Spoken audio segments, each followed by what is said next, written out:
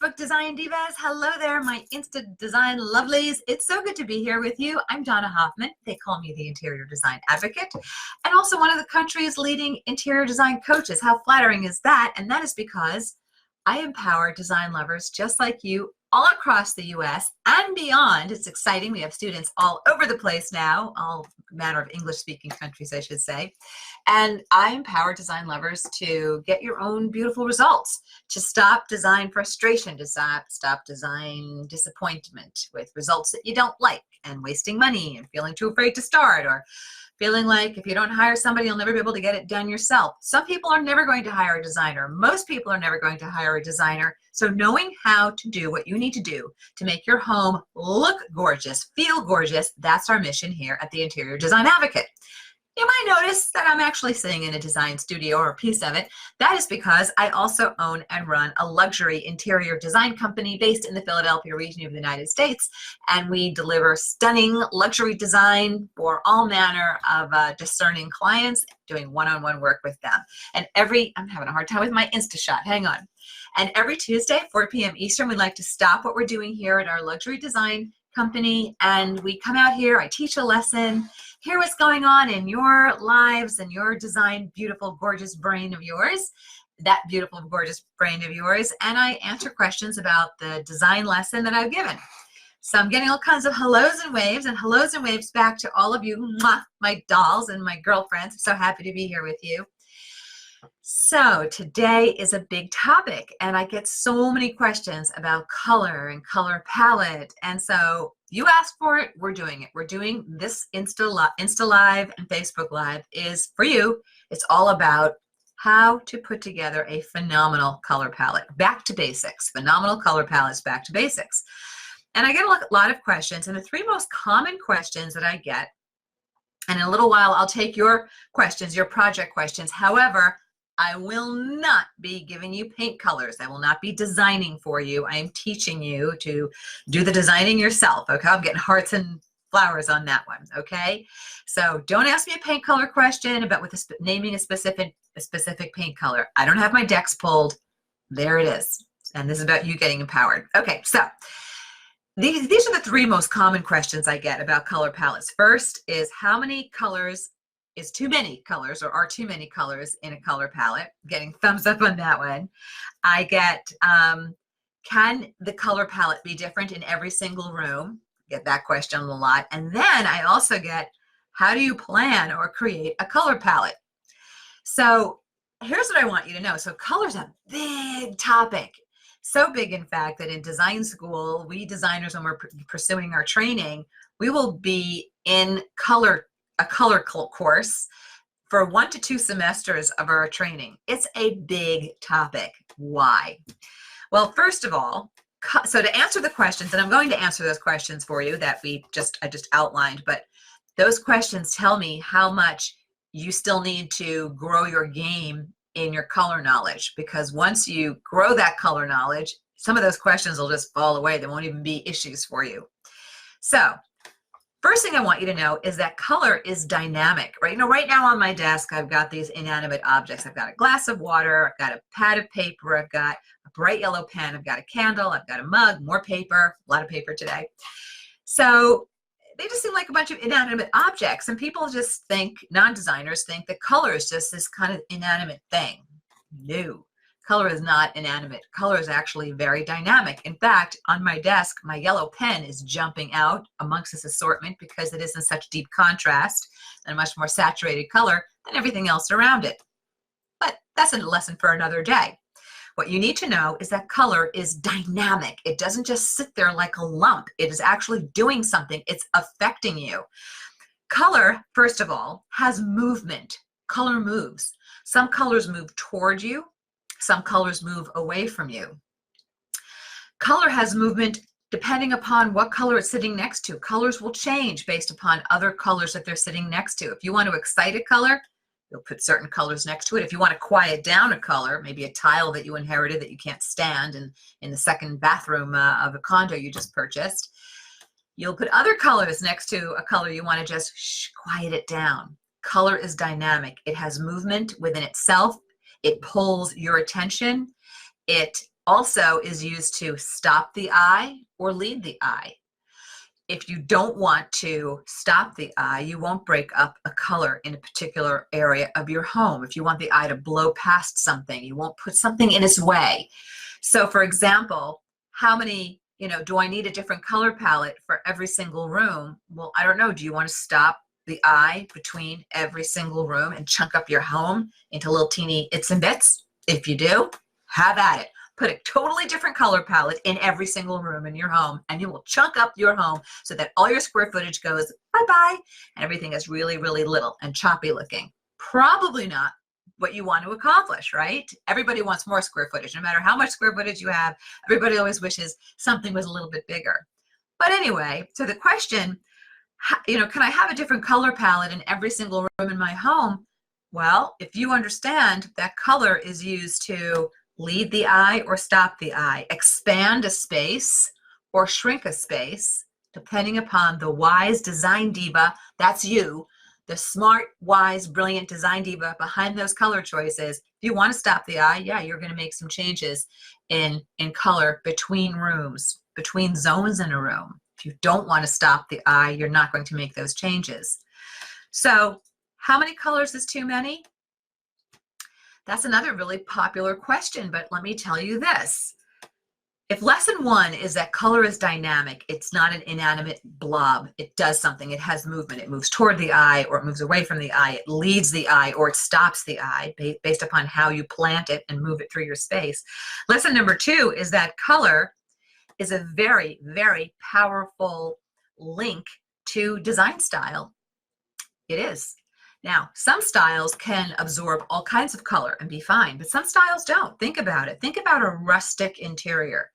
Do those have all manner of color in them? Pink, purple, green, yellow, orange? No, not really. Certain design styles want a more contained color palette, right? Think about farmhouse, which is really hot right now. All those white kitchens. Not a lot of color happening in those white kitchens, those white farmhouse kitchens.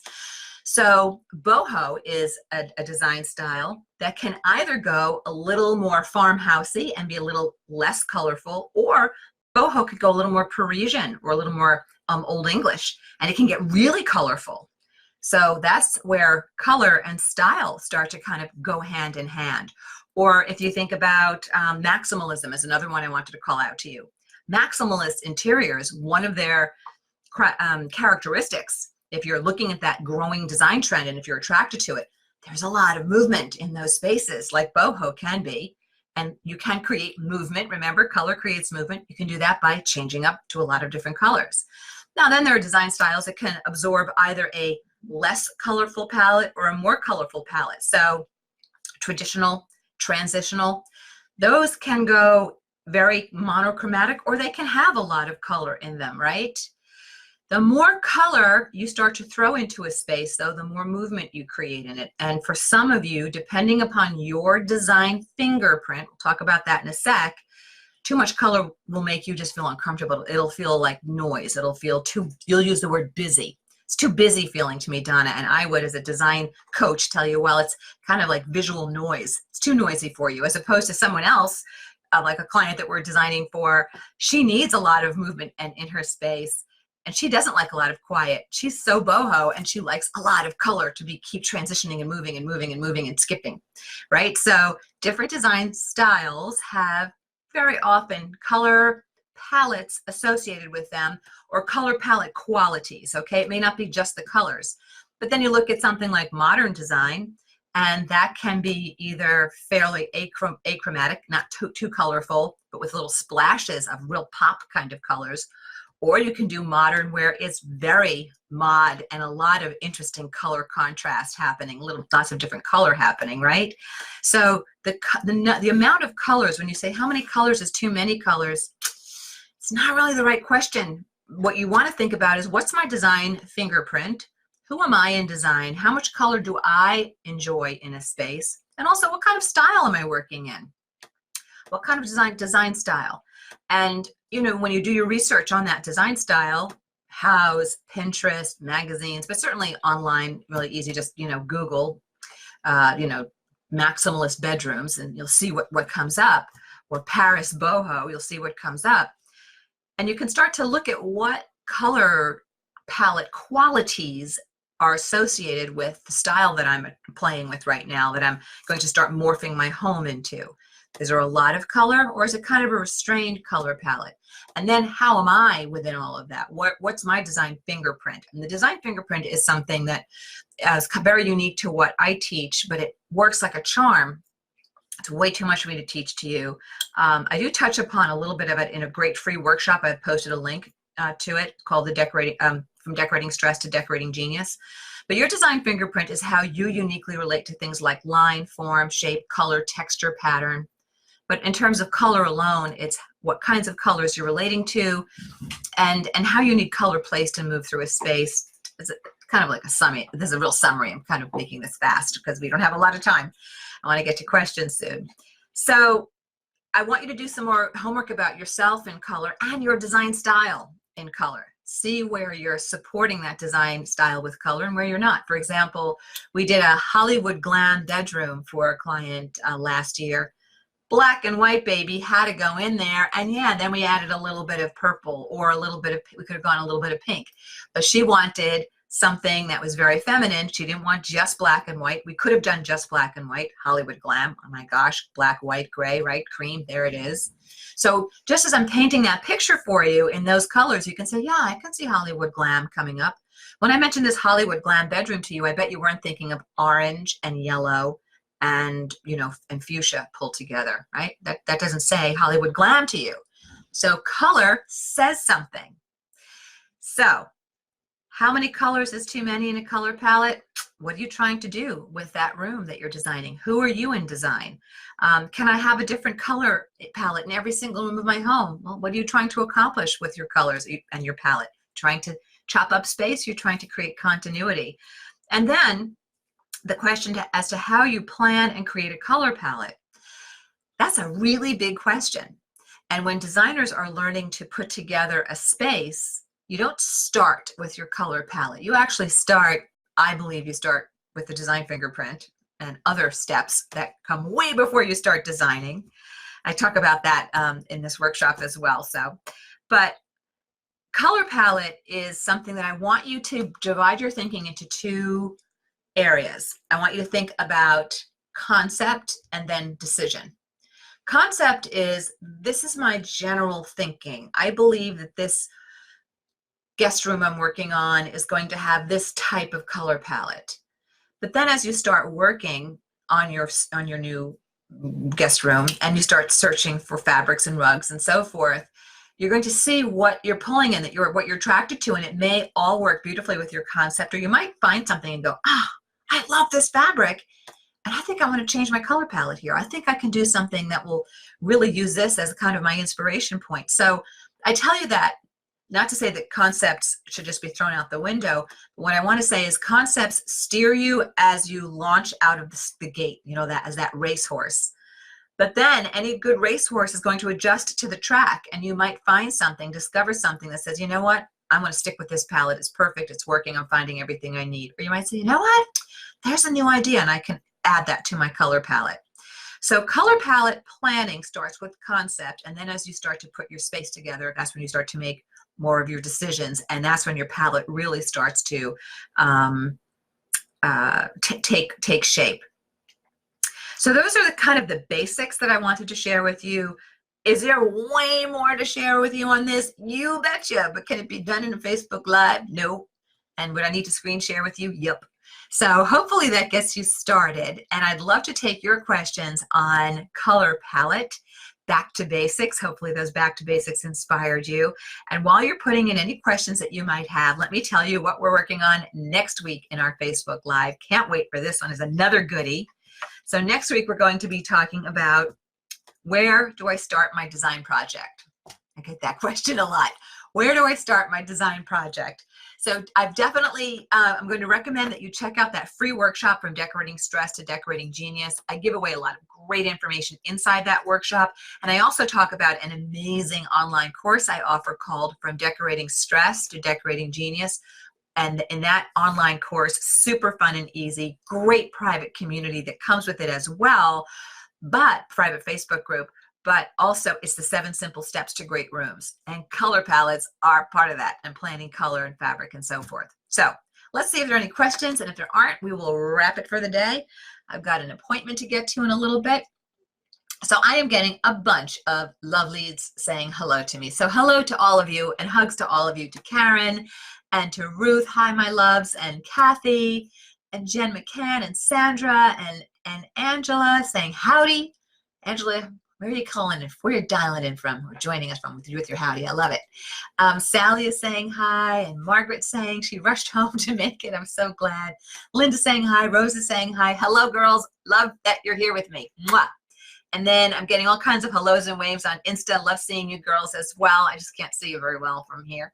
But anyway, okay, Adriana saying, I am a new student in interior design. Great information. Thank you, Adriana. I'm so glad. You know, Adriana, I teach specifically for design lovers because I feel like you guys have just gotten screwed. I do, by the DIY design machine. I feel like you have gotten this false message that you should be able to look at Pinterest pictures or look at house pictures and boom, just make a beautiful interior happen. And then you take out your phone and you're scrolling through, you know, Instagram, and everybody's work looks so perfect, and you're really like, oh, my house looks like crap. And you're thinking the problem is you. No, the problem is not you. You are gorgeous, you are talented, you are brilliant, you are capable. I don't care what your budget is. It's not what you spend, it's what you do with what you spend. You've heard me say that before, but it's strategy that you're missing. So Angela, I want you to know that even though I really have created my whole brand, this teaching brand called the Interior Design Advocate, I really created it for you, for design lovers, but the information I'm teaching is so good, and it's so accessible, and it's so well taught, if I do say so myself, or as women tell me, that we have design professionals taking our courses and tuning in for these Facebook Lives and stagers and real estate agents. So I'm glad you're a student of interior design, and I'm so glad to be of service to you here as well. So question from Insta coming in. I like to freshen up the colors on my first floor. What do you think of going from tans and cream to versus greige?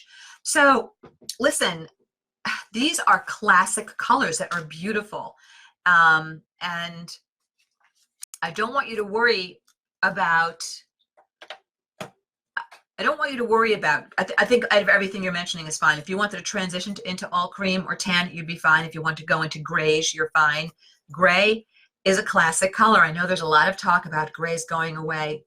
The heavy gray trend where gray is on every single surface, that's morphing. It is. Is it dead? No. But is it changing? Yes. The way I like to teach interior design, and we talked about this at the Design Diva conference, is about creating layered and nuanced spaces. So everything isn't gray, more so help me gray, so that there's nuance within tonality and so forth. Anyway, getting ahead of myself. That's the whole lesson on into itself. So do I have I think you're fine to go from tans and creams into greige. Greige is a great color. It's this kind of chameleon color. It can go a little tan sometimes. It can go a little gray. It can go a little beige sometimes, a little gray other times. I really believe that with color, when my design divas start to get nervous about, you know, is this too trendy or is this a good color choice? You have to do what you love. I have news for you. My family room and kitchen has a mild wash of the most pale, pale, pale whisper of yellow. I could give a rat's rump if that's a trending color. That color makes me feel sunny and happy, particularly right now. It's sunny out here right now, but 6 months of the year, Philadelphia, it's just you know, rainy and cloudy. It's like Seattle. So with my design fingerprint, I like to have a little bit of a wash of color on a wall. I want you to pay attention to who you are in design. And if greige is going to make you feel good on your walls, I want you to have greige on your walls. As far as falling into trends, and I think that's why you're asking me this question, color trend tends to be about what you do with the color, not the color itself. Albert Hadley, the great Albert Hadley, was an amazing designer. Trust me, he was doing gray before gray was gray. It's a great color. So gray will never go away. It's just, will it cover every single surface and every single, you know, kitchen cabinet? No, that trend will move, but the color gray will not go away. And I've given this example before too. My front hall foyer has been gray for a long time. My foyer and hallways have been gray for a long time, a very pale wash of gray. I did that before gray was a thing, and it's still a classic color, and I still love it. So I hope I answered you. I rambled. I am super tired. I did not sleep last night, and I've had a lot of big meetings today, so my brain's like, there you go. Sorry. So I hope that helped you. If not, send me a follow-up, love. So Mary Lou is saying she's finally able to watch. Okay, Becky is saying, do you recommend using color palettes put together by paint companies? Pros and cons. Okay, the pro, it's kind of cookie cutter. You know, it's like paint by numbers. If that, you know, you might feel more confident, you know, leaning on that. The cons is it's cookie cutter, and it's not something that you organically created for yourself. Also, and I have a hard time with this, I do not offer remote paint consults, because I feel that color is so dependent upon the place in which it's being viewed and the colors around it, that, you know, big whoop if Sherwin-Williams thinks that these 8 colors or 6 colors would look good in a rustic bedroom, maybe not in your rustic bedroom. So I think you can take it as a guidepost, but I personally think that you are much better off taking one of my courses or somebody else's course on color and learning how to put together a color palette so that you can look at something that a paint color company puts out and goes, yeah, it's okay, but that doesn't move me, that color palette. This is a palette that I love and that can work, and I know it works because I understand all of the strategy that goes behind choosing this color palette. Design is not nebulous. It is not guesswork. It's not paint by number. It's very strategic, and it's very process. You do this, then you do this, then you do this, then you do this, and you'll always get that. Always, not sometimes, always. And that's the beauty of working with design strategy. So I hope I answered you there on that, because I'm not trying to be glib with you, Becky. And also, just because somebody puts together a color palette doesn't mean that they're a designer. They could be working in the marketing department of Sherwin, and they've been working there for 8 years or 10 years. But that doesn't mean that they're designers. So who are you getting your information from? Same thing when people buy color palettes, you know, from online influencers. Are they designers, or are they, you know, people who are just playing around in their own home? So I think you want to be careful about where you're getting your info. Becky, hope that helps you. Send me a follow-up if you need a follow-up. Cindy's saying hello. Hello, my Cindy. Brenda's late. It's okay, Brenda. Whew, take a breath. It's okay. Getting hellos from Colorado. This is great. Everybody's in from all over the place. How often do I do lives? Diane Roberts. How often do we do Facebook Lives? Every single Tuesday, 4 p.m. Eastern, we are here doing lives. And if you missed one, you can go to YouTube and find not only all of the lives that we've done, in case you missed it, but also we post other video content with a lot of great stuff in the editing bay right now. So there you go. So Diane, glad you found us. Thank you for the great info. You're welcome. Insta. It's from Sarah. Sarah is in Peru, and she's loving the info. Sarah, Peru. It's on my wish. It's on my bucket list. I'll come have coffee with you, and we'll talk color. Anyway, Katie's telling me the last two. I'm down to the last 2 questions. Katie's keeping me honest because I have an appointment to get to. Let's see. Sudabe is joined. Angela is here. Angela's saying, I am looking to choose a wood color to complement a gray paint. I want the wood color to be my only accent. I am leaning toward a cherry color, but I don't want it to clash. How do I go about choosing? Angela has such a big question. It's such a good question. Short answer is I would be careful about too red a wood around all the gray. You might want to have something with a little bit of a gray cast to it, or even something that has a slightly more yellow undertone than a red. It depends upon the gray, though. That's why these are big questions. If your gray has a lot of blue in the undertone versus a lot of green in its undertone, it will or won't accept a really red kind of cherry next to it. So undertone is a really biggie. I did the greatest workshop. I don't know how to do this with you guys online. I did the greatest workshop at the Design Diva conference. It was called the Color Game Changer because it totally changed the way every woman in that conference saw color and undertone. The whole thing with undertone, which confounds people, is that all color is made up of other colors, period, end of story. And some colors have more of one color in them versus another. If you ever watched the guy at the paint store mixing together all the paint to make your tan paint, he's got red in there, he's got yellow in there, he's got blue in there, he's got black in there, he's got white in there. He's mixing all of that in different ratios. So Angela, I would love for you to become even more powerfully elegant and talented in the area of color and undertone, so that you can recognize those undertones and make excellent choices, because you're already a smarty pants based upon that question. You're thinking in the right way. I just want you to get a little more strategic and a little more knowledgeable on how to identify those undertones. Hope I helped you there. Sandy, what color woodwork besides white is popular? Well, Sandy, I'm having a moment right now. I am kind of in love with, this is going to be a stretch for some of you, but I'm just going to say it out there. Some of the black painted millwork is so gorgeous. We just painted all of the doors in our studio black, and looks so good. Just a great, rich look. So look, white is classic. Think of those gorgeous Greek and Roman temples, right? That's classicism at its roots and at its best. So white will never stop happening as a great trim color, but black is definitely having a moment, as are black and white color palettes as well. Cheryl is saying, thank you. You are welcome, Cheryl. Cece is saying, you are so wise. Thank you, Cece. Ask my husband. He may not agree with you on all points, particularly certain when it comes to sense of direction. I am very unwise. If I go left, invariably, we should have made a right turn. So I'm going to just start doing all the opposite things. I don't feel wise when I drive.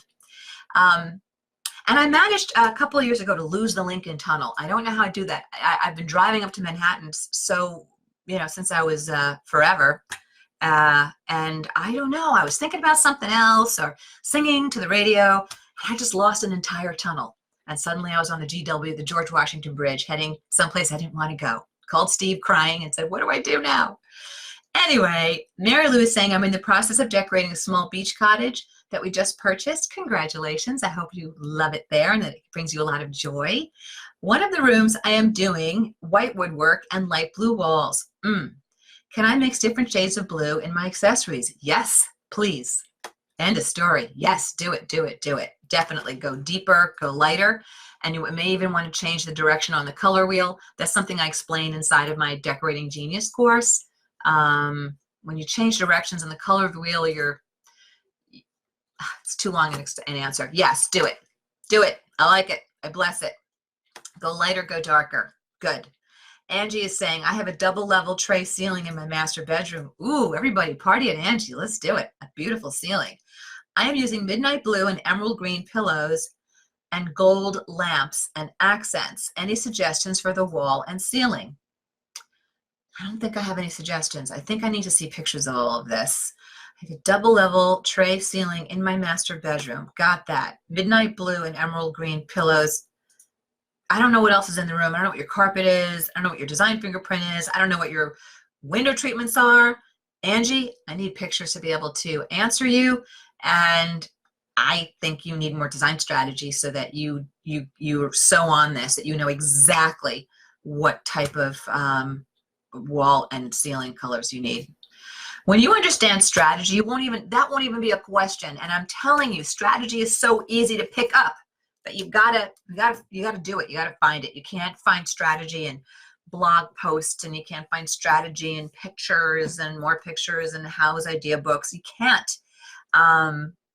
So I hope if you are struggling with important big questions like what color wall should I have? That is a big question.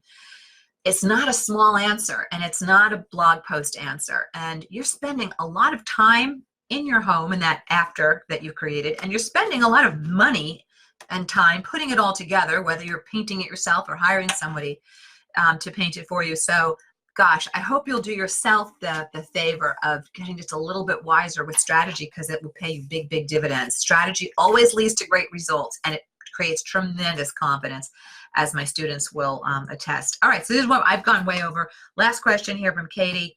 I want to use color to help lower my ceiling. Is that right? Lower? Oh, I wrote down help my ceiling feel less low. I wrote it down incorrectly. Oh, you want to raise your ceiling? Mm-hmm. Easiest thing I would do, honestly, is I would take your trim color and I would just wrap that trim color right up onto your ceiling.